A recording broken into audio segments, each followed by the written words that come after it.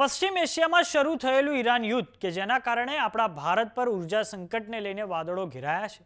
વડાપ્રધાન નરેન્દ્ર મોદીએ આ સમગ્ર વિષયમાં સંસદના બંને ગૃહો લોકસભા અને રાજ્યસભામાં મહત્વનું નિવેદન પણ આપ્યું છે. તો આજે તમામ રાજ્યોના મુખ્યમંત્રીઓની સાથે પીએમ મોદીએ વિડીયો કોન્ફરન્સથી એક વર્ચ્યુઅલ બેઠક યોજી હતી, જેમાં દેશની સામે આવીને ઉભેલા ઉર્જા સંકટને લઈને તમામ મુખ્યમંત્રીઓ સાથે ચર્ચા હાથ ધરવામાં આવી છે. તો આવો જાણીએ સમાચાર વિસ્તારથી. નમસ્કાર, જમાવટ સાથે હું છું પાર.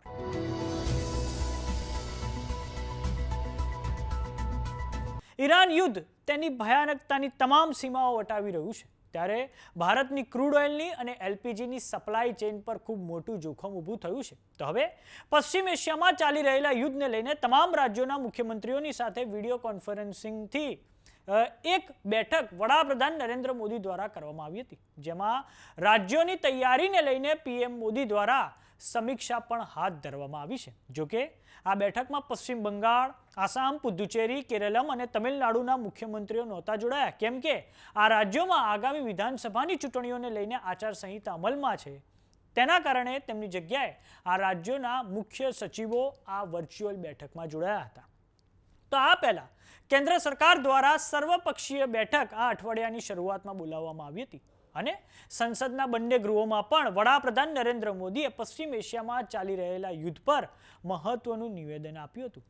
ભારત સરકારના પેટ્રોલિયમ મંત્રાલય દ્વારા કહેવામાં આવ્યું છે કે ભારત પાસે પેટ્રોલિયમનો પૂરતો જથ્થો છે, એલપીજીની સપ્લાય ચેઇન પણ સુરક્ષિત છે, દેશના તમામ રિટેલ આઉટલેટ પર પૂરતો જથ્થો છે અને દેશમાં ક્યાંય એલપીજી, ડીઝલ કે પેટ્રોલની કમી નથી. અને સરકાર દ્વારા સ્પષ્ટ કરવામાં આવ્યું છે કે કોઈ પણ જાતના દુષ્પ્રચારમાં ના આવવું અને કોઈ પણ જાતના અફવાઓનું શિકાર પણ ના થવું. તો વાત કરીએ ભારત સરકારના વિદેશ મંત્રાલયના પ્રવક્તા રણધીર જયસ્વાલની, તો તેમના દ્વારા પણ થોડાક સમય અગાઉ એક મહત્વનું નિવેદન આપવામાં આવ્યું હતું કે ભારત હવે એનર્જી સપ્લાય ચેનને સિક્યોર કરવા માટે તે અન્ય દેશોના પણ સંપર્કમાં છે. જેમ કે આપણને એલપીજી ઓસ્ટ્રેલિયા કાં તો અમેરિકા પાસેથી પણ મળી શકે છે, તો તે માટે ભારત આ અન્ય દેશોના પણ સંપર્કમાં છે. વાત કરીએ ઈરાનની, તો ઈરાને તો થોડાક સમય અગાઉ જાહેરાત કરી દીધી હતી કે સ્ટ્રેટ ઓફ હોર્મુઝમાંથી ભારતના જહાજોને સુરક્ષિત રીતે જવા દેવામાં આવશે. પરંતુ જે રીતે પશ્ચિમ એશિયામાં અમેરિકા તેનું સૈન્ય જમાવડો વધારી રહ્યું છે, તે રીતે જોતા તો એવું લાગી રહ્યું છે કે આગામી 48 થી 72 કલાકની અંદર અમેરિકા ઈરાનમાં કંઈક મોટી નવાજૂની કરી શકે તેવી સંભાવના પૂરેપૂરી છે. પરંતુ હાલમાં તો ભારતમાં પેટ્રોલ, ડીઝલ અને એલપીજીનો જથ્થો આપણી પાસે પૂરતો છે, એટલે કે કોઈ પણ જાતના પેનિકની જરૂર નથી. અને આ ઉપરાંત વડાપ્રધાન નરેન્દ્ર મોદીએ આજે તમામ રાજ્યોના મુખ્યમંત્રીઓ સાથે એક વર્ચ્યુઅલ બેઠક પણ કરી છે અને જેમાં રાજ્યોની તૈયારીને લઈને પણ સમીક્ષા હાથ ધરવામાં આવી છે.